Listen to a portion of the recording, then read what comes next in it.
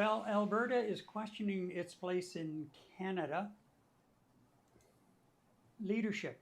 Leadership is focused abroad while Canadians feel the pressure at home.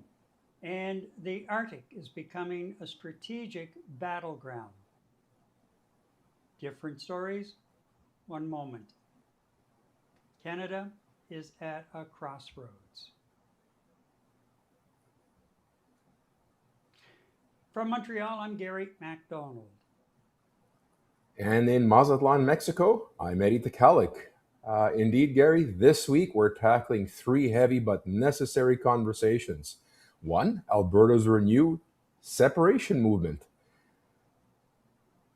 And questions around Mark Carney's global outreach while Canadians face affordability pressures here at home. And never last and never least, Donald Trump's revived interest in Greenland and what that could mean for NATO and Canada. Honest, unfiltered Canadian. The conversations we should be having. This is episode 66 of Night Talk Canada. Indeed, Gary, Alberta's separation is back, not as a fringe idea, but as a growing conversation fueled by frustration, identity, economics. Tonight, we separate emotion from reality.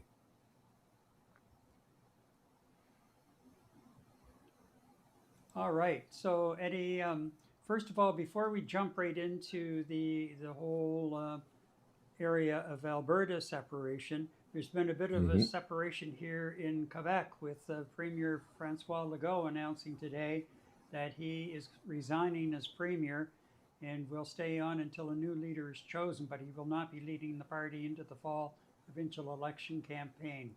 Uh, Right. Obviously, the CAQ or CAQ has tanked in the polls big time.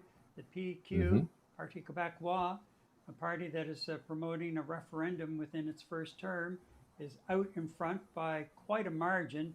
And you know, Eddie, this is kind of deja vu because it was just a little over a year ago that Justin Trudeau was in a similar position and announced he was Right. stepping down, throwing the party into a pressure cooker for a leadership campaign, electing a new leader, and then Right. there we're in a federal election campaign by the end of April, and the Liberal Party at the time under Trudeau was in the tank. The Conservatives had a 25-point lead. Mark Carney comes along as leader of the Liberal Party and turns it around. So right now, though, there doesn't seem to be anyone in the wings for the CAQ here in Quebec that is willing to take this on, or at least at this point announcing that or showing any interest that they're going to go after the leadership. Yeah, that's right, Gary. And it was as I said before earlier when we chatted, the difference between Trudeau stepping down last year and CAC stepping down this year in the Quebec ranks, in the provincial ranks, is last year when Trudeau left, Gary, there were three or four solid candidates to take over the reins of the for the leadership of the Liberal Party, and also significant credentials in terms of making a run for the Prime Minister's chair, coming out of the convention, the liberal election to pick. At the end of the day, it was Carney that won, but there was quite a few candidates that could have stepped in as well. Here in Quebec, however, you're absolutely right. There is absolutely zero in terms of credibility and expertise to take over the reins of the CAQ, which has fallen really, really, really down on its own sword in a lot of cases. You would have thought maybe the health minister Dubé would have potentially taken reins. Well, he left 6 weeks ago, 2 months ago. He resigned. So it seems that his cabinet is jumping ship, and now Mr. Legault is jumping ship as well. So there's nobody to lead that party. To make matters worse, scary is the Liberal Party is without leadership with the resignation of their leader, Fernandez, I believe his name was. Um, yeah, he's basically no longer controlling the party either. So what does that leave us with? Quebec Solidaire, which is a small little insignificant party, extreme right wing. And you have the Parti Québécois, which has been leading in the polls for more than a year now, I'd have to say. And Mr. Plamondon, he's certainly beating the drums of the separatist movement, and we'll get into the Alberta one. He's definitely beating the drums of the separatist movement again. And I believe he had said he was going to do it not just during his first mandate, but potentially within the first year of his mandate to get us to the polls to make a decision on whether we stay within Canadian Confederation or not. So, yeah, that you know what, even if he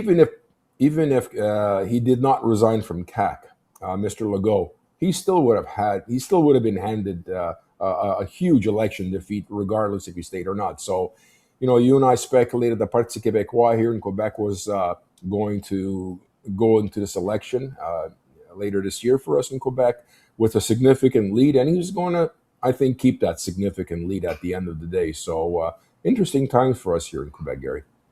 Very much so. And of course, this is a story we'll be following in the weeks to come. And as I say, it just broke today, and it broke at a time when everything else, like we have a fairly solid show tonight. So, Yeah. yeah, uh, that's the very latest. And stay tuned because Quebec politics always interesting, but it's about to get a whole lot more in the coming weeks for sure. All Oh, right. yeah, for sure. So let's, speaking of Quebec and separatism, let's talk about Alberta. In Alberta, again, and for the last year, this has been like a bad boil starting to, really crest. Uh, Right. the, the talk about separating. And there are a lot of Albertans who are not happy with the way things are going, the way the province has been treated over the years. And they are talking more and more about going their own way. Now, I Hmm. have a chart that I can bring up, and just so that we can have a look at kind of the history, because it's not the first time that Quebec or Alberta has talked about separating as well. So let's have Right. a look at this. Right. Okay, so we have very early roots. So between 1905 and the 1930s, very quickly, Alberta becomes a province in 1905. Then you have early grievances over federal control of natural resources, resources not transferred to Alberta until 1930. Seeds of Western alienation are planted, which is really like, I mean, it's like we've heard this story before, Eddie. you know. Right. Right. So anyhow, let's just keep rolling along here. In 1980 to 85, the National Energy Program under Pierre Trudeau. Of all people. And yeah, and basically he was nationalizing some of the programs or the resources, the oil-based resources, and went in and Hmm. was rather heavy-handed about it. Then you have massive resentment in Alberta, sparking sentiment spikes. Western Canada Concept Party wins a seat in Alberta legislature in 1982, and that is the high watermark apparently historically. So then we go to the 1990s into the 2000s, and it was dormant, but now the feeling and talk of separation is re-emerging. Separatism Right. fades as oil booms and Reform Party channels anger federally. So yeah, you had the Hmm. Reform Party coming on the scene, and they were going after Ottawa. And the issue remains culturally present, but politically marginal at that particular point because things were good. And we all know Right. uh, that a lot of Maritimers, a lot of Eastern Canadians, but in particular a lot of Maritimers and people from Newfoundland and Labrador went out west to Fort Mac, and they worked hard and they made big money, big Right. money over those years. Okay, so then we get into 2015 to 2019. Election of Justin Trudeau's Liberals reignites Western alienation. Pipeline cancellations, carbon pricing, and regulatory disputes intensify frustration. Man, is he ever following in the footsteps of his old man and Yeah. then taking it up a notch or two? Then we have the Wexit movement emerging Right. after the 2019 federal election. Wexit, Brexit, away we go. Hmm. So the modern movement takes shape beginning in 2020. Wexit Alberta merges with the Freedom Conservative Party to form the Wild Rose Independence Party of Alberta, in the first serious attempt in decades to organize separatism provincially. Right. 2021 to 2022, multiple small separatist parties formed Independence Party of Alberta, the Republican Party of Alberta. I'd forgotten about that. Support Hmm. remains fragmented and electorally weak at that point. 2023, Danielle Smith wins the UCP leadership in later provincial election. Introduces the Alberta Sovereignty with a United Canada Act. That's a mouthful. Not Hmm. separation, but a major escalation in autonomy rhetoric. And with, to me, that's fair ball. That is fair ball from that perspective. Right. Into last year, advocacy groups like the Alberta Prosperity Project gained traction, and a push for referendums on Alberta pension plan, provincial police force, and broader sovereignty independence. And in 2025, Alberta passes legislation lowering barriers for citizen-initiated referendums. So Hmm. they brought down the required number of signatures. Elections, Alberta approves wording of a separation referendum question, procedural approval, not authorization, just that it met the criteria set under the regulations. And it was sent to the legislature, but it sits in the legislature at the moment. Separatist Yeah. groups declare this, of course, as a breakthrough. Early this year, Stay Free Alberta campaign currently collecting signatures in favor of holding the referendum. The group needs 178,000 signatures by May 2nd to be successful. And they've been really busy in the last 2 weeks or so. Under Door-to-door campaigns. yeah, and it's Yeah. under a different umbrella, and you'll see that in a few minutes. Opposing citizens group Alberta Forever Canada has more than 400,000 verified signatures according to Elections Alberta. They've already submitted, and they have Elections Alberta has verified the signatures on their petition. And that, as I say, now Elections Alberta has submitted that petition to the Legislative Assembly. Now, the other group in favor of the referendum and pushing out, and they're at 172,000, but as you noted, they've been door to door, and they've been holding a lot of town hall information meetings, and they're getting fairly good crowds as well. It seems Hmm. that Hmm. as time goes on, the crowds are getting larger. However, recent polling shows support for separation is increasing, believe it or not. It now Right. stands around 30%, while 62% say they are against separation. So that's kind of a time capsule on the whole movement in Alberta. They feel that their voices have not been heard, that they have been ignored, by Ottawa, by back east. Yeah. And they have a real issue with that. They want more control over their resources, how they're handling them, and they want more cooperation from the feds to get projects moving forward that will help get their resources to market. Again, Yeah. to me, a I reasonable don't blame them. request. Yeah, Yeah, absolutely. I agree. a very reasonable request. So, before we get into one other thing I have here, we do have a comment already, so let's get that up.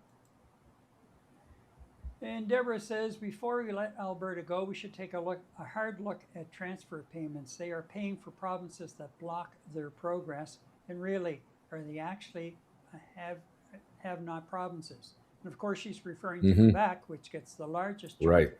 30 billion. Ontario, which I find hard to believe, getting transfer payments. And then, and I've heard Premier Danielle Smith and others in Ottawa, including those who are pushing for the referendum, say that they have no issue with sharing resources with have not provinces. But they do have an issue with Quebec getting the amount of money it's getting. It gets the largest Right. amount of any province in Canada. Yeah. That Explain that one to me. I Yeah, I can't, Gary. I've been scratching my head for years on that one. I really can't. And you know what? I mean, that's a subject for another day. Here in Quebec, we still piss the money away. But anyway, that's another subject, Yeah. And then you've got right? Ontario as well. Like I'm looking at Ontario, I'm thinking, why? Why are they getting even? It's nowhere near what Quebec is getting, but still, why are they getting what they're getting? I find that one hard to believe. And I really think that it's time to reconstitute the equalization transfers. Okay, and we have Right. Deborah weighing in once again. Quebec is in a dream world. How can you separate when you're getting the lion's share of transfer payments? Do they expect it to keep coming? I don't blame Alberta for how it feels. Hmm. Okay, so let's move along here. Now, there was a recent rally, I think it was earlier this week, if I'm not mistaken, being put on by the group pushing to get the referendum and looking at a different way of government. And there was, at the very end of the rally, there was a woman who sits on the panel who gave a longer speech. I found a spot that I thought kind of fit into the discussion tonight without going on for about 8 or 10 minutes. So I want to Okay. play this and to really set our discussion. The referendum will not be the end of the conversation. It will be the beginning of a more honest one. And that is what gives this moment meaning. That is what excites me. Enough with the games. We are tired of being told to sit down and shut up. We are done with that. Self-determination is not radical. Democratic participation is not dangerous. Asking a question is not treason. An informed, engaged citizenry is not a threat to democracy. It is proof that democracy is still alive. Alberta's future will not be built by those who tremble at the thought of self-government, but by those willing to meet it head-on with clarity, integrity, and resolve. This moment requires confidence, confidence in ourselves, confidence in our fellow Albertans, confidence in our democratic process. The people have a voice, the people have a will, and when that will is known, it must be respected. That's democracy, that is self-determination, and that is the future we're prepared to build together.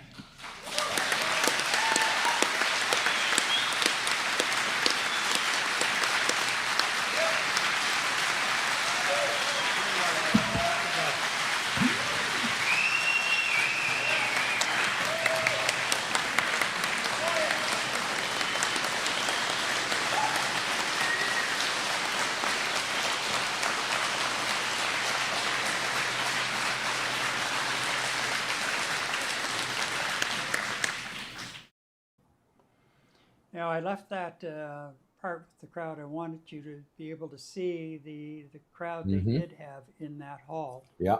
And I'm not sure where that was, but they're calling it Freedom Countdown because they've got until May 2nd to get as many signatures as possible in favor of pushing forward with the referendum and going on from there.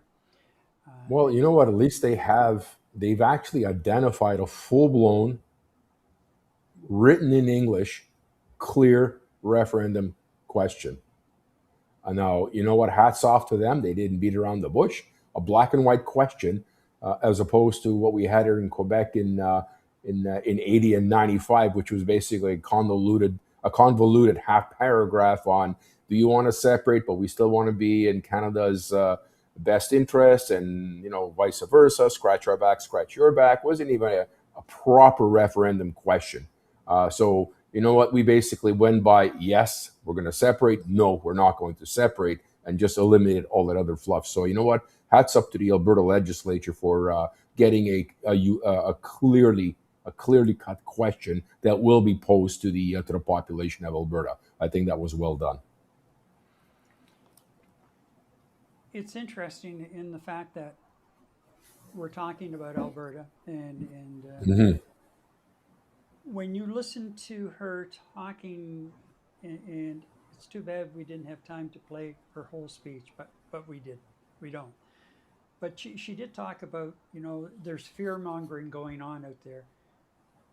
The day after, if they're successful, nothing's going to change. You're still going to get up in the morning. You're still going to have your hospitals and your schools and everything functioning. The way that they're now starting to promote it is it's going to give Alberta a much better position, a stronger position to say to the federal government, look, this isn't right. We want a better deal. And the federal government is going to have to listen. Mm-hmm. And, again, they are looking at leaving the Canada pension plan in favor of their own pension plan. And the precedent's already been set because Quebec has its own pension plan and no CPP. And that Alberta pension plan, I would imagine, would be pretty solid fairly quickly, with resource money, royalties going into it and everything. So, and being able to reinvest in the province. So, you can't blame them from that perspective either. And the way she was talking, they weren't talking, at least at this stage, of a complete exit, because a couple of people brought up during this town hall, like, well, what happens? We're landlocked. How do we sell our product and get it to market? And again, I'm sensing more and more as I dig into this and follow it a little more closely, that in fact they're just looking to be able to bolster their position and get the attention of Ottawa and keep the attention of Ottawa to push for a better deal and to be listened to, instead of having guys like Pierre Trudeau and his son Justin just roll in and roughshod over them, cancel pipelines, nationalize the oil industry, on and on it goes. But yet, at the same time, we're taking the royalties and taking bigger chunks of the royalties all the time. Right. Without any say. Well, you know what? I think that, being a Quebecer, and we're speaking about Alberta, and I know folks out west, I think at this particular point in time, with the way things are going in the world, and Canada working hard, the government working hard to sustain our sovereignty, yes, we are going to continue to have our provinces demanding what's best for their constituents and voters, no question about it. And you know what? It used to be, those Albertans again are rattling the cage, and those Quebecers again are rattling the cage. And I think that's part of the problem with our country right now, that we were very, very separated. And you and I talked about, this whole thing with what's happening in the United States binding us together more so than in the last 30 to 40 years because of what El Presidente was doing in the United States, or threatening to do to Canada and the rest of the world. It has bonded us. Now, you have the separatist cages rattling in Quebec again. We mentioned earlier in our show, and you have Alberta. I don't really see it as a cage rattling session of separating. I think you're absolutely right, Gary, that Alberta not just a need to be noticed, they're demanding to be noticed for a variety of reasons. And I think that Canadians have to stop looking at, it's just those Albertans. No, they have a very, very important message to convey to Canada, Ottawa, and the rest of us are Canadians. That Alberta, along with Eastern Canada, being Ontario and Quebec, are just as important, if not more important. And this whole thing about a province being more important than the other, I think it just hurts our confederacy, the Confederation of Canada. And you look at some of the issues and concerns that Albertans have, and you try to automatically compare to Quebec. We're not comparing apples to apples here. There are two distinct mindsets in terms of why both provinces are rattling in the separatism cage right now. You're absolutely right. I mean, think about it, Gary. We go through a federal election. We talked about this during this last election, right? By the time Ontario polls close, the election is pretty much already decided. So, the Western provinces and the citizens in Western Canada, they kind of stick their hands up and say, well, what was the point of my voting? It's already been decided.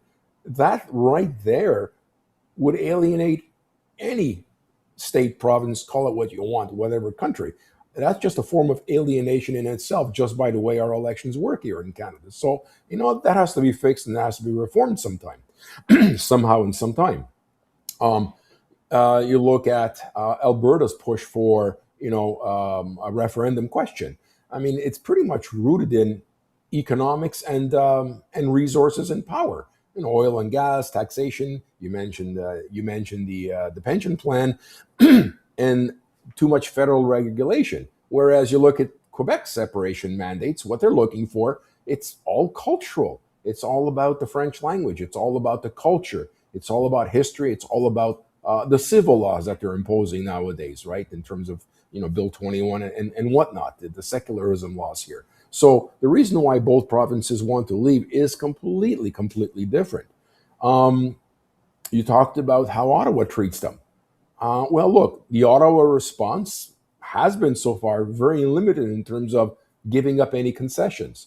Trudeau Sr. was very hard on them, absolutely. Trudeau Jr. was just, 747 over the head, didn't even think about addressing it because he had other important photo shoots to attend and then media sessions, right? And then you look at the response Quebec got from Ottawa. I mean, Ottawa, they ended up in constitutional negotiations. They actually came up with language protections above and beyond what Quebec did to strengthen its language laws here in Quebec, and also the distinct society recognition. So, you know what? If I was an Albertan or any other province, I don't care if it's British Columbia, Manitoba, Saskatchewan, or Newfoundland, you kind of look at the demographic of the country and say, why the hell are you bending over for Quebec and you won't even listen to us? So, you know what? I completely understand Albertans' position these days, and it's an absolute shame that it's come to this. And you know what? By no means am I saying that Alberta has the right to separate from Canada. I can't forge an opinion on whether or not they're going to be better off without Canada. I think all of us together, as all provinces and all territories in Canada, makes the country stronger and makes the provinces stronger. Ottawa's got to find a way. And I don't mean the next, after this mandate of Carney is over, we're going to wait for next time. No, sirree. This has got to be dealt with now within this 4-year term in terms of what are we going to do to make sure that all provinces are fairly represented and we're not just stealing resources from one province, selling them to whoever, and then, dropping money into another province's coffers that shouldn't have to be dependent on that. You know what? And look, you mentioned this a few episodes ago. Alberta has learned from Quebec. They've learned what they got. They learned what concessions they got from Ottawa. They've learned about self-reliance and governing themselves, and the do's and don'ts of Quebec errors and what's worked for Quebec. By the same token, they're not stupid. Quebec used to be the economic powerhouse of Canada. 1976 changed that. 1980 referendum changed that. 1995 completely changed that. So the last thing that Albertans want is for international investment to peter out because of quote unquote instability. right? Instability will chase away business. So Albertans are not stupid. They know what they have to contend with. So you know what? I'm behind them positioning themselves to be better respected by the Canadian Federation, by Ottawa, as opposed to just standing still and letting everybody run roughshod over them. So I get it. I do not wish Alberta to separate. I personally believe they're going to struggle after a separation. There would be a transition period, but you're talking about loss of territory to the Canadian government, loss of territory to the native population, the indigenous people. You're speaking about border patrols. You're speaking about military presence. Or I mean everything. The entire infrastructure for them to secure themselves as a nation in the world order today is going to be extremely, extremely, extremely expensive. Are they going to be landlocked forever? I don't think so. Whether they separate or not, they're not going to be landlocked forever. Their biggest customer right now for natural resources and oil is the United States. Well, didn't the United States just secure the largest oil field on the planet in Venezuela? Well, what's going to happen with that particular market and what Albertans are getting in return from the United States in terms of purchasing Alberta oil? They're going to lose money on that too, potentially. Who knows how the economy is going to work? So, you know what? I don't blame the Albertans. I don't blame the Quebecers either for pushing for a separation from Canada question. They've got their reasons too, but I think cooler heads have to prevail in terms of what happens if we separate and what are going to be the consequences of this separation. Maybe not immediate short-term pains, but long-term, absolutely. Look at Quebec. That's all I could say. Right. Yeah, so that's my position on that. And distinct differences to our viewers. Quebec and Alberta's push for separation is for two purely different reasons. The other part of it, before we go to another comment, the other part of it is Carney has been distant when it comes to what's happening in Alberta right now as far as this movement is concerned. Maybe he's trying to take a hands-off approach, doesn't want the federal government to appear to be heavy-handed and sticking its nose in. Mm-hmm. But there should be a level of leadership being shown. And yes, he has a full plate as far as trying to rebuild relationships around the world and open up new trade channels. I get it. But, Yeah. I think he's going to have to scale back a bit and start paying attention to things closer at home. And we'll have a little more to say about that coming up in a moment.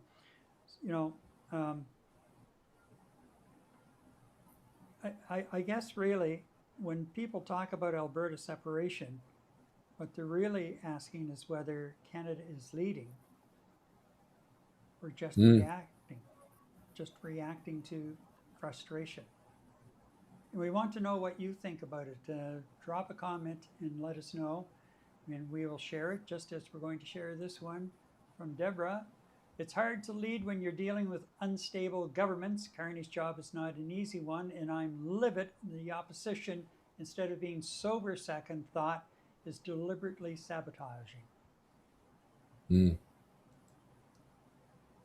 Well, certainly the opposition as well. The opposition leader has not been doing His timing for posturing is just terrible. Yeah, exactly. That's a good way of putting it. Thank you, because I was trying to be diplomatic, but it was really, really tough for me to be so. But Carney went in, negotiated with Smith about the new pipeline. And it was almost like, and sometimes I'm thinking, maybe some of these naysayers were right about this memorandum of understanding for the new pipeline, because there are a whole lot of hoops that have to be jumped through from the First Nations people. And Carney did meet with the First Nations group in BC before leaving for China. And the First Nations group seemed to be relatively satisfied with the tone of the meeting. I don't think anything significant was resolved, because in order to push that pipeline through, they have to drop a tanker ban. And the First Nations folks say, you know, the bitumen, you don't clean that up. You just don't get rid of it if there's a spill. Right. Mm-hmm.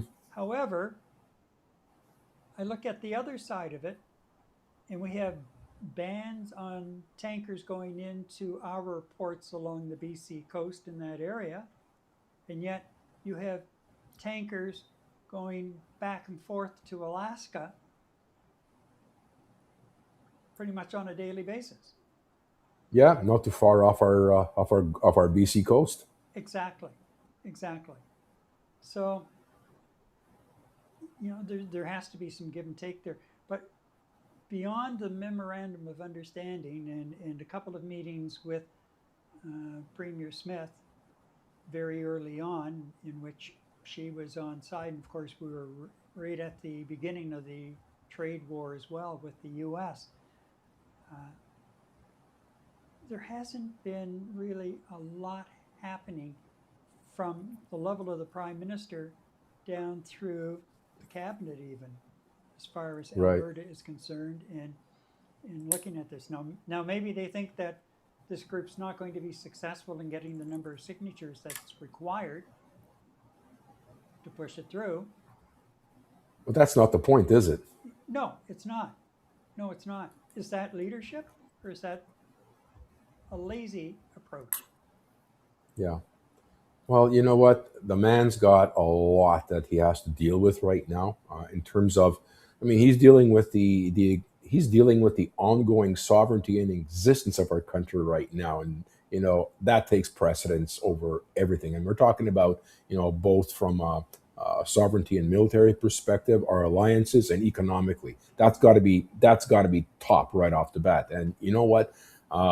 He spent a lot of time in Europe. He's met a lot of leaders in Europe.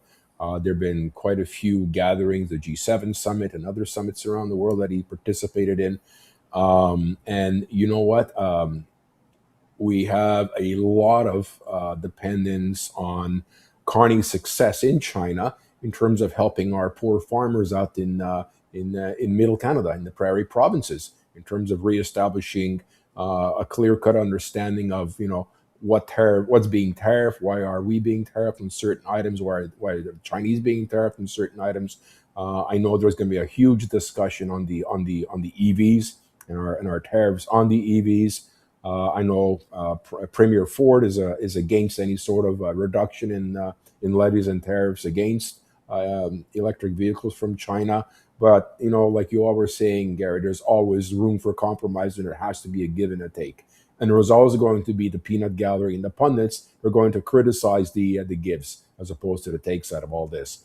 I really believe that once he gets China out of the way, and he continues to evolve our economy and wean ourselves from American dependency and their economy and their products, he continues to make small gains and small strides every month that we talk. He will, I believe he will. He's a smart man. He will turn his focus on internal Canadian affairs. I'm somewhat disappointed. He does have an interprovincial affairs minister. Well, where is this individual in this whole separatist movement in Alberta? He should be there front and center representing Carney, because Carney is a busy guy. But yeah, focuses have to shift. I don't think Carney is not one of those individuals who can only do one thing at a time. He can probably handle a dozen things at the same time. It's just a question of priority. And we'll see what happens upon his return from Asia. I'm looking forward to seeing a solid compromise, which is going to favor everyone as best as possible in this very difficult economy of the world right now. So we'll wait and see.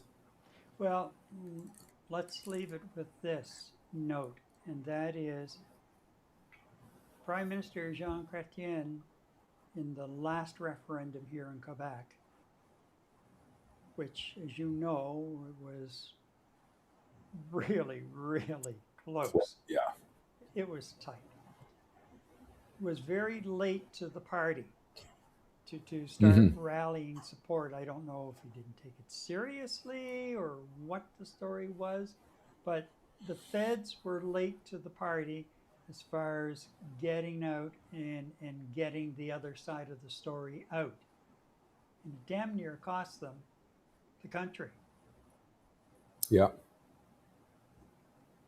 History appears to be repeating itself in the fact that it seems the federal government, yes, has a lot of other things on its plate at the moment as well, but still, this has to have a high level of priority just the same to be getting the message out, spending time in Alberta, getting the message out that we hear you and we are working to do better. We are meeting with the premier and your provincial officials, and we're trying to work through to get what's best for Alberta and for the country. But we're not seeing that yet. Yeah. So Yeah. I'm afraid that we're going to get to a point that it's going to be another case of reactive instead of being proactive on this whole issue. Well, you know what? I'm hoping on his plane ride back from Asia, back to Ottawa, that he'll take the time to watch our podcast, Gary. And Prime Minister Carney will listen to our podcast and your words of wisdom right now, and he'll refocus his attention to domestic issues. And we do have one more comment on this before we close off this segment. Monel writes, the fact that our economy is doing okay, well, we need to give him a break. The orange Cheeto keeps throwing out more curved balls. Okay, I thought there was some more there, but keeps throwing out more curved balls. He's kind of laid off a couple of us a little bit in the last day or two. His whole tone has changed. I noticed today when he was in the White House. But that's a whole other story, and that was for the hour or so that he was talking that way. So Right. yeah, exactly. Let's move along because All right. coming up we have Carney and China and the cost Right. of living. So that's coming up. We'll get into a little bit more about the Prime Minister and what he's doing overall, and go from there. Okay, so just want to pass this along before we do get into that. If you're looking to launch or update a web page, check this offer from Web Hosting Canada. It's a Montreal-based company. They offer a complete range of web hosting and related services. I've been using them for almost 5 years now. Customer service and their products are excellent. There is an affiliate link in the description below. Okay, let's get back to business now. And Mark Carney is meeting world leaders and positioning Canada on the global stage, but many Canadians are asking a simple question. Who's minding the store at home? And that is the question of the day. Who is minding the store here at home? Eddie, any thoughts? Well, we kind of started talking about it, with Prime Minister Carney being in Asia right now. Who is minding the store? Well, I guess it comes down to what exactly needs attention, and does he have a cabinet that can continue running the country while he's off attending to important matters? Do we have a functional government at this particular point in time dealing with all the issues globally that are facing us? I think we've been doing a pretty okay job so far. Um, has Prime Minister Carney actually delivered on every single promise that he made during the his campaign and the promises he's made during the leadership debate? No. Has he started working on all the elements that he brought up in both his campaign and the leadership debate? Yes. Are they finished? No. Will they be finished? I certainly hope so. So I think all this goes into, Gary, everything, and it's not just Prime Minister Carney. Every leader of the world, their attention has been diverted away from the important matters of their citizens and issues in their own countries because they have to contend with El Presidente down south, at least us here in North America. Economically, the entire planet has to deal with El Presidente. And on top of that, Europe has to contend with what's happening over to El President's best friend there, Mr. Putin.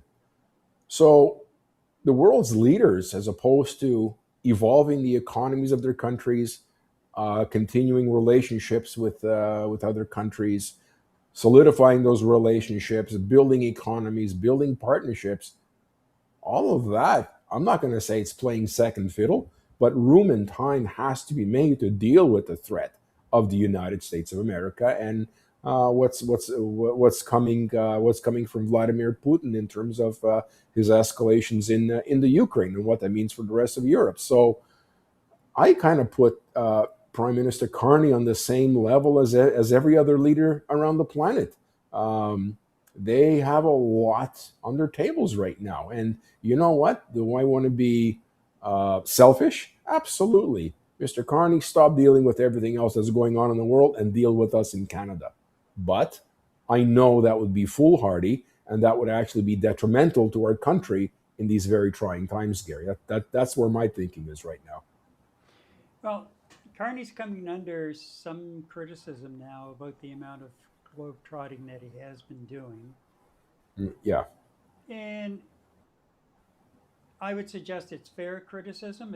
You have to balance things out here because here at home, we have a growing affordability crisis. Yes, you have these positive factors. So, for instance, there was a survey out last week or earlier this week indicating that rents in Canada fell month over month last year for the first time in a number of years. Mm-hmm. Well, that when you lump it all together, that may be true, but I would suggest that it has not hit the Montreal area yet. For sure. Every month last year where rents dropped. Yeah. I've noticed in the very tail end of 2025 and coming into now the new year that when you look at some of the listings, the prices have leveled off and some of them have gone back to what they were 5 years ago when we first moved here. Mm-hmm. It's slow but sure, but there's so many new units coming online right now. Like there's a glut of new units. Right. So, and I don't, first of all, like a place like Montreal, where not only did the provincial government try to cut down on the number of students coming in when they raised the tuition fees, and the federal government's cut down on the number of foreign students, you're not getting that influx of those students every year now. And that's going to go on for a while. That's going to hurt. And that's, in major centers with major universities across the country. The average person, though, even if their rent has leveled off, you're not going to see a rent decrease, that's for sure. When you go to sign your lease next year, it ain't coming down, but maybe it's not going up. But even at this stage, even like a 3 or 4% increase can make or break a family that's struggling with the high cost of food. And that just seems to just every week, every time you go into a supermarket or order online, the price keeps going up. And even though you're not ordering as much as what you did the previous week, you're still paying Right. more. So Right. prices are going up there. There's this food in particular, and then utility bills. Utility bills in a lot of provinces are going sky high as well. So there is an affordability issue. Now, home prices are coming down, but when you've got everything else that's going on, still eating away at your ability to save for a down payment, it's not going to happen. And yet, last year we had all of the talk about the new housing and everything, public housing and affordable housing. And of course, Prime Minister and his office got themselves in trouble with the fake homes for the housing announcement in Ontario. Which, there, something like that also shatters trust. It does. Yeah, because you're sitting there as an average Canadian, hardworking Canadian, who is worried about their job because if the economy starts to slow down, there will be layoffs. And so you're worried about your job, you're struggling to make ends meet, and then you've got a dog and pony show like for that was arranged for the rollout of this new housing development and the modular homes as part of the affordable homes program, and it was all make believe. Yeah. And who paid for it? There's the company said, well, we had money in it, or they covered some costs in kind or whatever, but there was still a bill. I just can't remember now how much it was just off the top of my head, but there was a bill that ended up in the federal government's hands. For what? I don't think we've received any kind of a reasoning for what. And it kind of reminds me of the old days of the Trudeau Liberals. Of course, there's a lot of hangovers in the cabinet, although Carney's slowly weeding them out, or they're leaving on their own. Or maybe they don't like what they're seeing behind the scenes. I don't know, but they're slowly going. Well, that's a challenge that has to be continuously thrown on the floor during question period, because I'd like to know too what the hell happened there. Yeah, Right? exactly. So you have all of that. So yes, he has to go, and a lot of people are concerned about him going to China to try and open up some new trade routes. I get the fact that it's a huge market that we can't ignore. And, the old saying is, keep your friends close and keep your enemies closer. But he's going over there and shaking hands and smiling and, the usual thing, press the flesh kind of thing. But can we trust China? And think about this. If Alberta's referendum goes through, that there's a referendum campaign, and if the PQ wins here in Quebec, and within the next year or so we're into a referendum campaign here,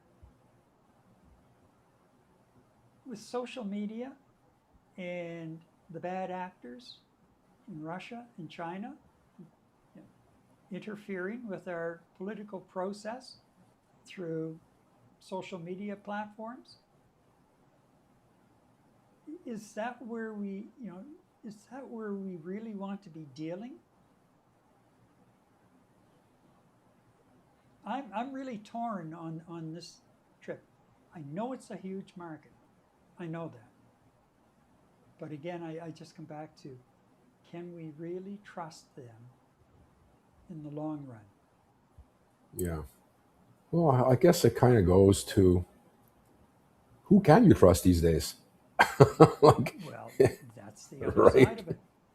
Yeah, who can you trust these days? And if you can't try to trust someone some of the time, maybe not all of the time, how do you conduct business? I mean, this is no different than two companies negotiating on how they're going to be doing business with each other. Okay, fine. You come up with 1,000-page document that outlines the contract, and this is how you're going to work on it. Well, what happens if one company decides not to honor the contract? Well, you sue them, right? What do you do on an international stage? Shrug your shoulders. So you know what, Gary, you're absolutely right. It's a look. It's a big risk dealing with the United States now. It's maybe a little bigger risk dealing with China, but I guess you have to sit down and weigh the pros and cons of actually jumping into the sack with the Chinese in terms of at least on a short-term basis to get a kickstart in the economy where we continue to wean ourselves away from American interests, and get a more global economy, a global dependency as opposed to all our eggs in one basket. So I don't know, Gary. It's a nowadays it seems to be a risk anytime you deal with the big players of the world that they can just arbitrarily say no, no, no, we're gonna change your mind, and that's the end of that. Your problem. So yeah, I agree with you, Gary. There's a big risk of this, but I guess maybe the bigger risk is, well, what if you don't? Right. And then we come back around, though, to the fact that there's that risk, but you have the risk at home as well, because unemployment was up last month again, even Right. though X number of thousands of jobs were created.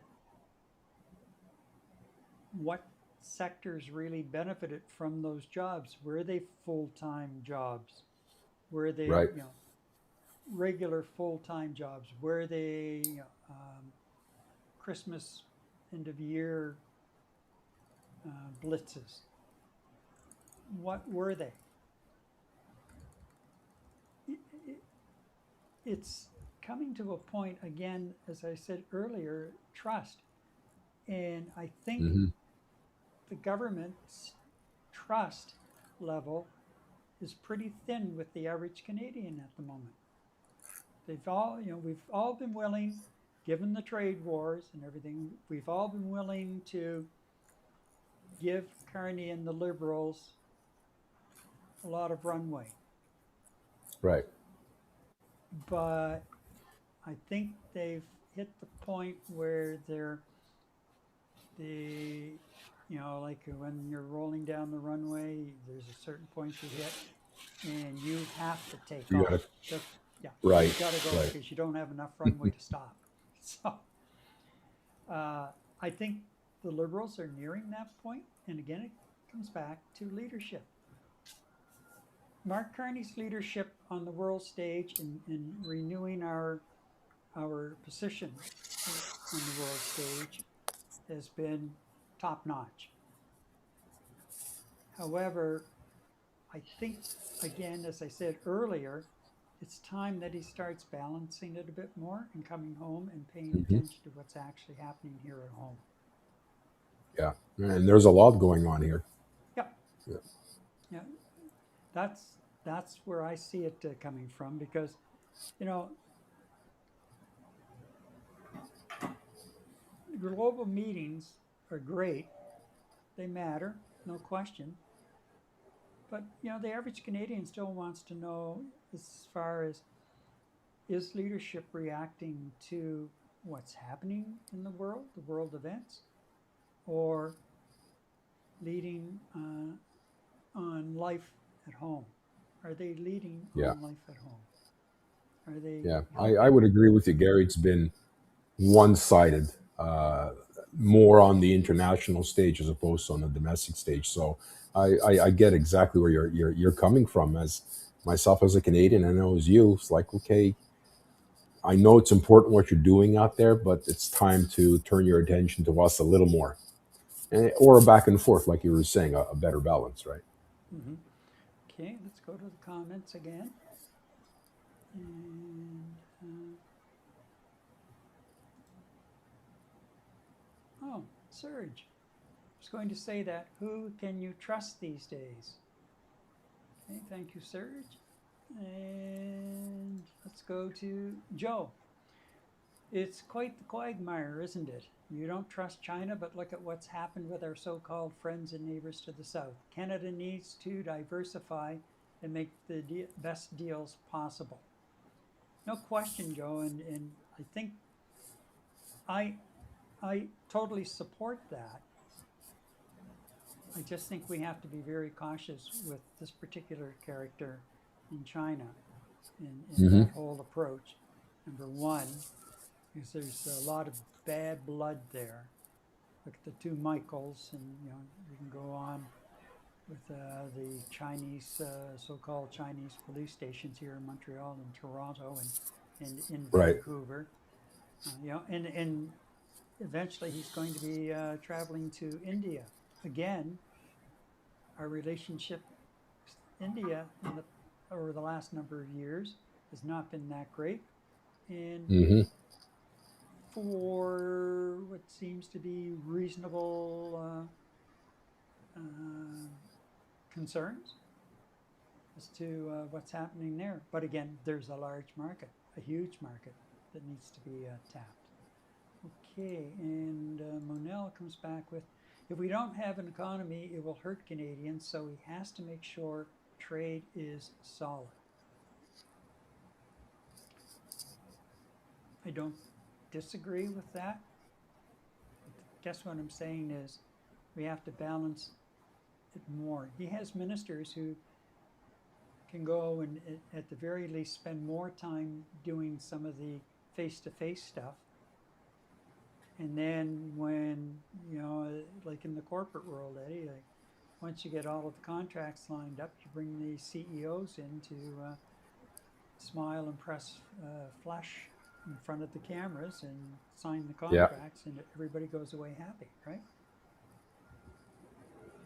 So I just think that there needs to be a better balance, and I would suggest that Canadians are starting to wear a little thin on all of the traveling, and not a little more of the Prime Minister's face here in the country talking about the affordability, grocery prices. Yeah. Where is the housing, the affordable housing? You know, down payments. Here's something. If you're building a lot of new homes and supposedly making them affordable for young people starting out, instead of charging GST on the new home, why not just waive it for people in a wide income bracket? Because in a lot of cases, you start getting into some serious money if you're paying GST on a new house or a new Hmm. condo. You know, it's a fairly significant. It sometimes exceeds the amount of a down payment that you have to put down. For God's sakes. True. Well, and in some provinces or municipalities, like in Montreal, we get the welcome to the area tax on top of that. Yeah, Right. Right. exactly, exactly. These are all roadblocks to people getting into decent housing. Why we keep talking about, oh, we're removing the roadblocks, and it starts at the municipal level and everything. Well, again, it's leadership. Yeah, I'm sure it brings in a fair number on the bottom line in the run of a year as far as the GST on new homes. But the other side of it is why is it just on new homes? Why isn't it on every time you sell a house? Mm-hmm. Why isn't there GST on every sale on a house? Yeah. It's a goods. It's a good, right? It's goods. And there's, that's what it is, goods and services tax. Why isn't it on resale? Yeah. Looks Why pretty discriminatory to me. it is. It really is discriminatory. And again, to me, it's a roadblock for younger couples who are starting out. They scrape and they put together a down payment only to find out that, oh, we're going to have to look at a different house and lower our expectations, maybe end up with our first home not Right. checking all of the boxes. And that's the sad part, Gary. I mean, you have a first time homeowners, they make the purchase, and by the time they move in, they're house poor.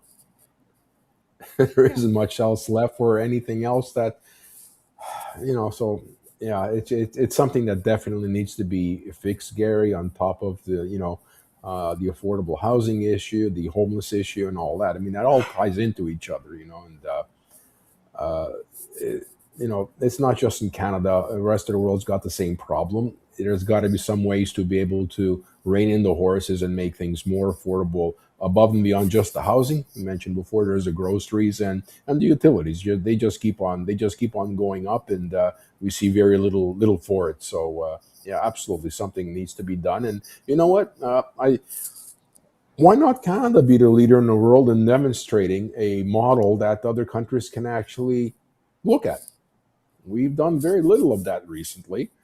We mm-hmm. talked about quite adequately during the Trudeau reign of Canada no longer being that country to look up to. We've done very little the Yep, last 10 exactly. years, maybe even the last 15 years. We've done very little on the world stage.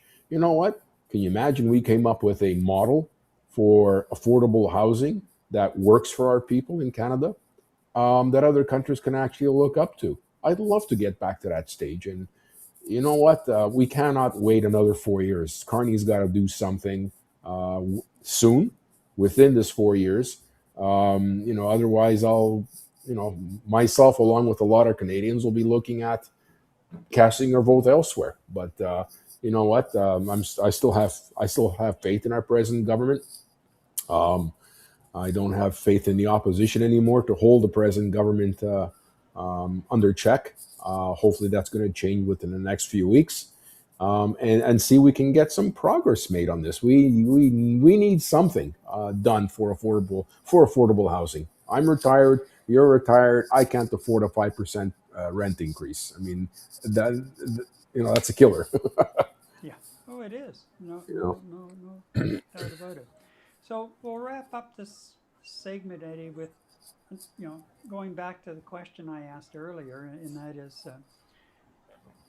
at every level, right? Inside Canada, at the kitchen table, and on the world stage. The question Yeah. is the same. Is Canada leading or just reacting? And that question Yep. is really starting to bother me the more I hear it. Really starting Well, to you know bother what? me. Maybe we can cycle back in about a month's time, Gary, because let's see what he comes back with from Europe, and see whether he's actually the leader we thought he was going to be once when we elected him earlier in 2025. And time's a ticking. I agree with you. All right, take it away, All right, Eddie. Gary. Coming up, Trump, Greenland, and Canada's Arctic stakes. But first, we hope you're enjoying tonight's discussions. If you are and would like to show your support, why don't you buy us a coffee? Simply scan the QR code or click on the link in the description below. Gary and I thank you so much for your support. Yes, we do, and we do like coffee. We really, really do. We certainly do. Yeah. And remember, if And Donald Trump, I was just going to say, Gary, go ahead. remember Sorry. to, if you do want to buy us a coffee, you can scan the QR code on the screen at the moment, or there is a link in the description below, and we do thank you for your support. Thank you. Okay, Eddie. Donald Trump is once again talking about Greenland. Yeah, and this time it's landing in real diplomatic conversations, believe it or not. This isn't just about Denmark. Canada is directly in the picture. Trump's renewed interest in Greenland highlights Arctic security, great power competition, and NATO tensions. Any shift in Greenland status or U.S. posture affects Canadian sovereignty, Arctic defense, and North American security, whether Ottawa wants the spotlight or not. Wow. There was a meeting today in Washington, the White House, Danish and Greenland officials meeting with J.D. Vance and Marco Rubio. And the outcome of that meeting was really not what the Danish and Greenland officials were hoping for, although I don't think they were really surprised either as to how that came out. So let's have a look at a couple of clips related to this. And the first one is earlier in the week, the NATO Secretary General was asked about the whole issue surrounding Trump threatening to take Greenland by military force if need be, because he wants Greenland. And of course, Denmark is a member of NATO, and there's Article 5, an attack on a NATO member is an attack on all NATO members. But what if, the question in my mind, and I still haven't heard an answer, is what if it's an attack by another NATO member? That's, you know, it sounds silly, but it's real. Anyway, this is what the NATO Secretary General had to say in response to a reporter's question. Collectively, as an alliance, and particularly, of course, the seven countries who are bordering on the region, we do make this analysis that the collective defense is crucial. We all see that through changes in weather patterns that sea lanes are opening up. And we have to make sure that we do everything to protect that region. It is a vital part of NATO territory. And that is exactly why, where in the past NATO was not so much involved when it came to the Arctic, that since 2025, on the request by the seven high north allies who are bordering on the Arctic, that NATO has become more involved. This has led to a few, as I said, very successful discussions within the NATO alliance with our ambassadors in Brussels and our ministers. We discussed this importance, and currently we are working on the next steps to make sure that indeed we collectively protect what is at stake here. And not to be outdone, but to, I guess, help the Secretary General answer the question, the Prime Minister of Croatia was standing to his side and offered his take on it. The message of all allies and all EU members is that allies have to respect each other, including the US as the largest NATO member. It is obvious what Secretary General said, that there is some concern for the area of Arctic, which includes Greenland, but I am confident that with discussion we can find a solution that will ensure security for the US, and it will make sure that Greenland is a part of Denmark, although it's not in the EU, but it is clear that it is within the authority of Denmark. That's why high-quality dialogue is necessary, and it can definitely resolve this situation for the benefit of the global security. And as I said a minute ago, there was a meeting at the White House today with Danish official and an official from Greenland, and they met with Vice President Vance and Secretary of State Rubio to discuss it. The Danish representative, when you watch him, he is diplomatic in his response, but you can hear and see the frustration when you watch this. So let's just play that now. The President has made his view clear, and we have a different position. We, the Kingdom of Denmark, continue to believe that also the long-term security of Greenland can be ensured inside the current framework, the 1951 agreement on the defense of Greenland, as well as the NATO treaty. For us, ideas that would not respect territorial integrity of the Kingdom of Denmark and the right of self-determination of the Greenlandic people are, of course, totally unacceptable. And we therefore still have a fundamental disagreement, but we also agree to disagree. And therefore we will, however, continue to talk. We have decided to form a high-level working group to explore if we can find a common way forward. The group, in our view, should focus on how to address the American security concerns, while at the same time respecting the red lines of the Kingdom of Denmark. We expect that such a group will meet for a first time within a matter of weeks. Pretty reserved, biting his tongue there. Yeah, very much so. Now, let's just bring it home, because you will recall that Prime Minister Carney was asked about the whole issue of NATO in Greenland and Trump's musings about taking over Greenland last week when he was in Paris. And this is what he had to say at that point in time.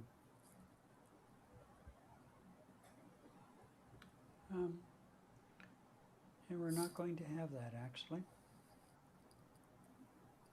No, we're not going to have that, which is too bad. But you know, he danced around it and basically said we're working to try and resolve the situation, that Canada supports Greenland and Denmark in their sovereignty, that they are. Denmark is a sovereign nation, and Greenland wants to stay with Denmark. So we support it. But it brings in the bigger picture now of our own Arctic sovereignty and security, the S&S of the Arctic.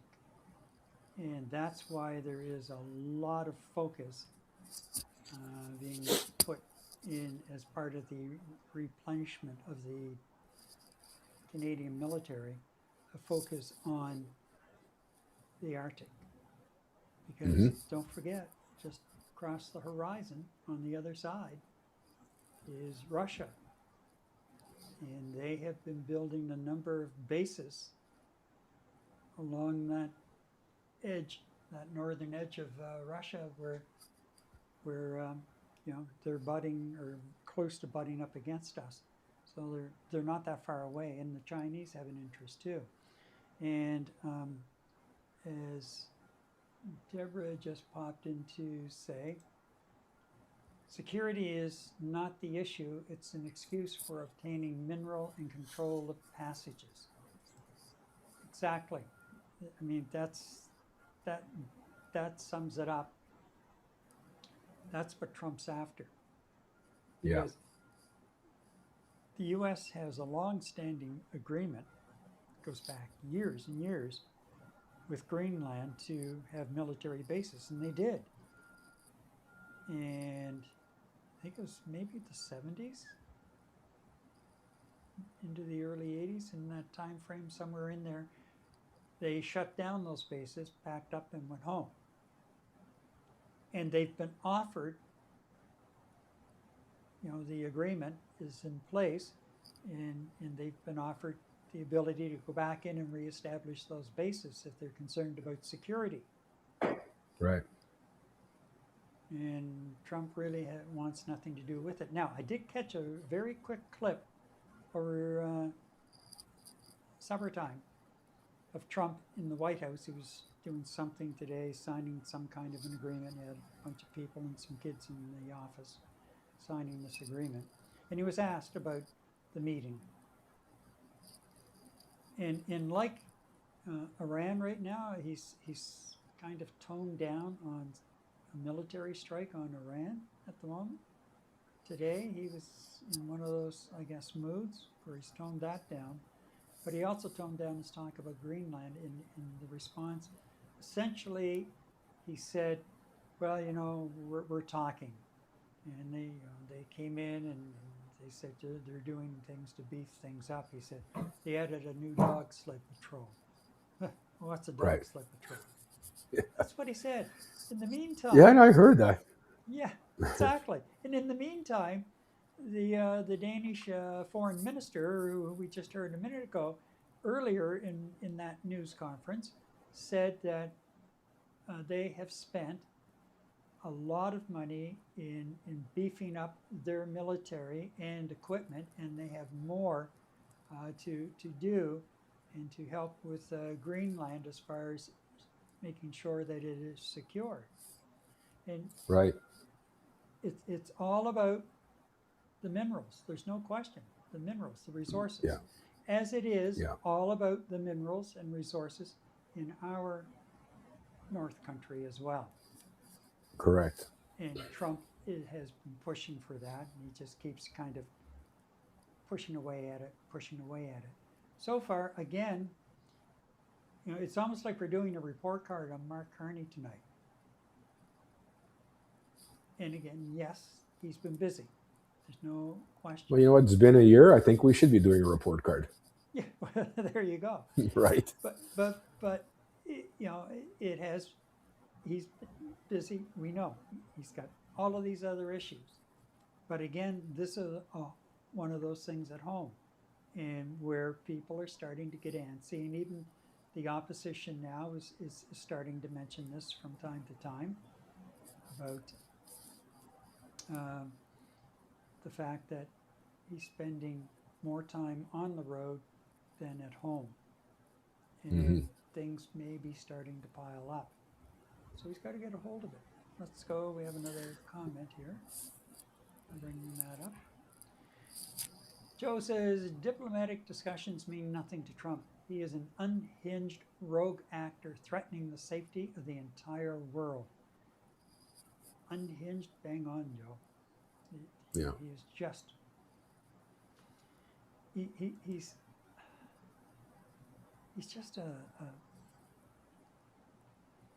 babbling old 5-year-old? Oh, Rich? A 5-year-old? Well, that too. Well, you know, Gary, I don't know if there was another interview, and I forget. My wife and I were watching it earlier on. It was a couple of other ministers, part of that entourage that went to Washington. I think the premier of the minister of Greenland was there, along with some official from Denmark. And again, biting their tongues in terms of what was discussed, and you know, however the reaction from the American delegation. And he actually came out and said that Donald Trump or the Americans are just interested in conquest, in conquering Denmark. Like, wow, I can't remember the last time I actually heard the word conquer or conquest or conquering. I think the last time I saw it was in the movie Gladiator with Russell Crowe about conquering the Bavarian, whatever they were, and just using that word conquer, I thought I was watching a movie. You just don't hear that today anymore.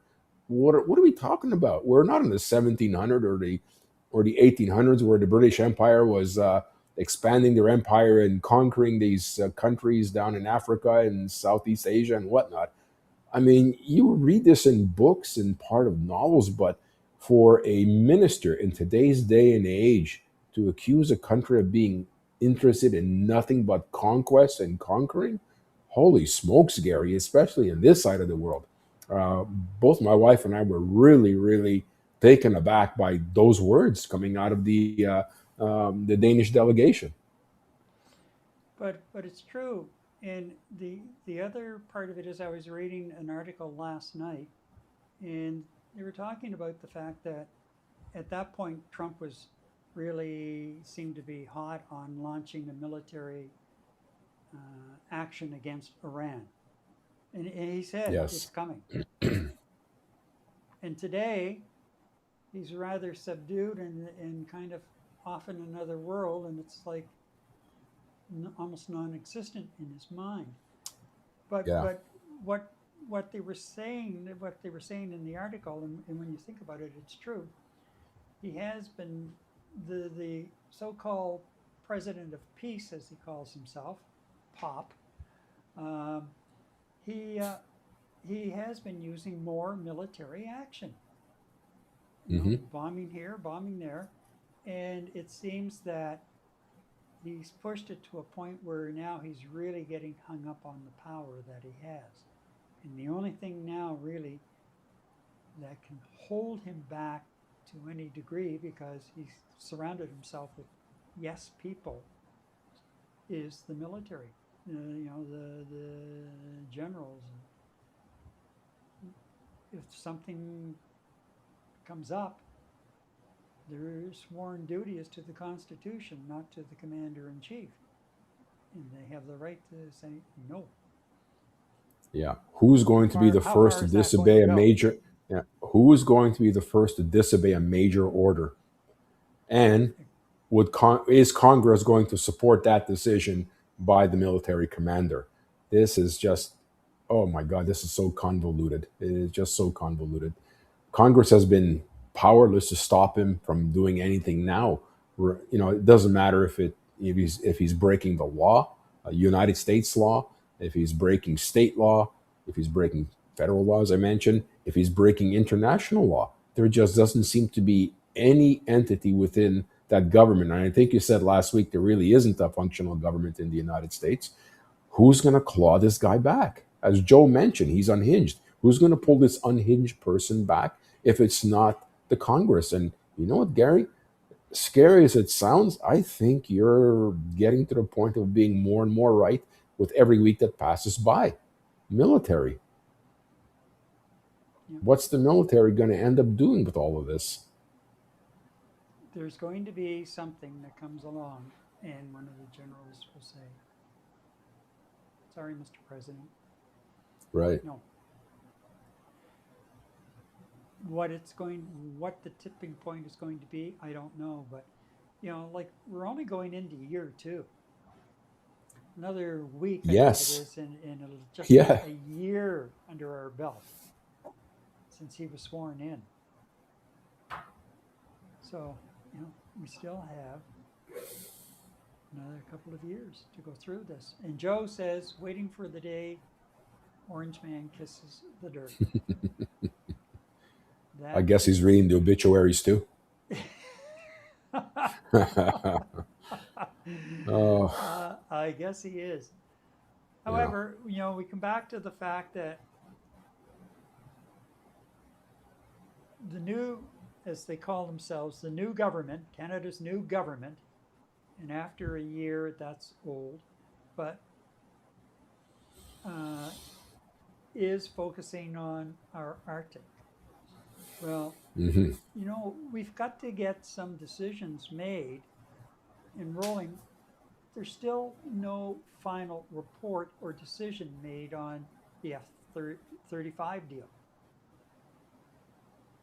And Yeah. Sweden the other day came out and said, look, you buy 70, whatever it was, Griffins, plus forget how many of the surveillance aircraft. Surveillance planes, right. Yeah. And that is going to produce 12,800 jobs in Canada, between aircraft manufacturing, maintenance, and what have you. And Hmm. Bombardier, they're partnered with Bombardier, and Bombardier had a good year last year on, from a market standpoint. And this is this is solid, that they be building planes, not only for our order, but for other orders around the world as well. Hmm. And Correct. the Gripen is proven to be more capable, operational in the Arctic than the F-35s. The F-35s may be, you know, highly sophisticated, but if you've got sophistication, that when you get into a large part, a very large part of the country that you're supposed to be defending, and your plane can't function, you can have all of the sophisticated software on it in the world, Yeah, exactly. it's not worth a dime. Why is it? Again, Carney said he was going to move things along at breakneck speed that we have never seen. But I see things still just kind of going along at a tortoise pace here. And I know trying to make changes within the workings of government is like trying to stop a fully loaded tanker on the Bay of Fundy. You're not stopping it on Right. time. So it's going to Right. take, because there's a culture, all in the culture that you inherit once you go into that sort of thing. We have a couple of more comments coming in here too. Oh, nice. Let me see, just make sure I get all of them. Yeah. Okay. Ivanka says, you can't trust anyone in government. That is a fair perception that a lot of Canadians hold. And they kind of relaxed it a bit over the last year, giving the new guy, the new kid on the block, a chance. But there's some things that are happening that, you know, the trust is eroding, and it's eroding, I would suggest, quickly. And where are we here? Serge says, elections in 11 months might change the balance in Congress, for sure, but also Senate, as we start to see. That could be Trump's game change right there. Hmm. It's going, like, the campaign leading up to the November elections, midterms, it's going to be really interesting. Yeah. You know, I'm really looking forward to how that all plays out. First of all, how many reoffered? And there's been a few of them who said, you know, we're not reoffering, they're out. Right. How many reoffered? And How many fossils leave? There are a lot of fossils there. and I saw a chart the other day, actually, of committed voters. Right. And Republican and Democrats were in the high 20 percentiles. The biggest jump is in people who are declaring themselves independent, and they were up around 40–45%, made up, from what I understood in reading the article, made up of Gen Zers and millennials in particular. Hmm. But also there's some, you know, in the older demos as well, they've had enough of the old stream. And, you know, much the same as here in Canada. A lot of people Good are point. fed up with the old line parties. And really, who can blame them? It's like they're a business unto themselves. Right. And we're just, you know, part of the equipment along the way to help fill the coffers, the war chests Yeah. for the parties. It's really a challenge, no question. So, you know, we come back around to the fact Trump and Greenland raising the same question again. Is Canada, you know, shaping Arctic security or reacting once others move first? Hmm. That's frustrating. Like, we should be out in front. There's nothing stopping Yeah. us from taking the lead here.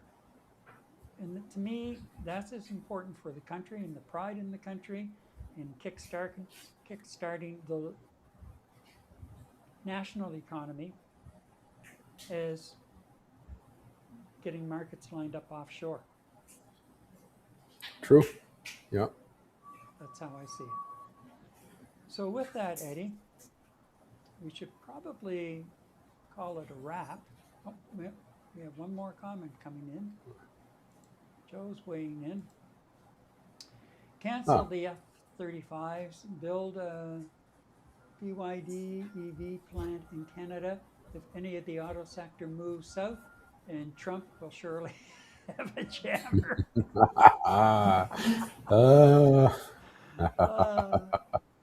It's nice to get a Western Canadian perspective, isn't it? Yeah, is it ever? He knows how to land Yeah. them. Yeah. Oh, jeez.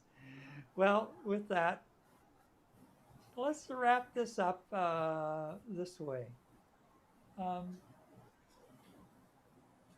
Tonight's stories may may be disconnected a bit. Alberta's frustration, leadership on the world stage, and Trump's renewed interest in the Arctic, but they're all pointing to the same uncomfortable question: is Canada leading or reacting? Yeah, and Gary, that's and when parts of the country feel unheard, as we talked about at the beginning of our segment, leadership can't just manage the noise; it has to address the cause. When Canadians are struggling with affordability, global credibility only matters if people feel it at home, right here in Canada. And as we just spoke, when the Arctic becomes a strategic chessboard, geography doesn't give Canada the luxury of sitting back, Gary, as you just mentioned. And Eddie, none of this um, is about panic. It's not about picking villains either. It's about whether we're having honest conversations early, and that's the key. Honest conversations early, instead of rushed debates once decisions are already made for us. Mm-hmm. These are the conversations we should be having calmly, clearly, and before the stakes get higher. That's Night Talk Canada for this week. And remember to like, share, subscribe, or follow to help get us in front of more people just like you. Thank you for your support. I'm Eddie Takalik. Good night. And Night Talk Canada returns in 7 days. I'm Gary MacDonald. Good night.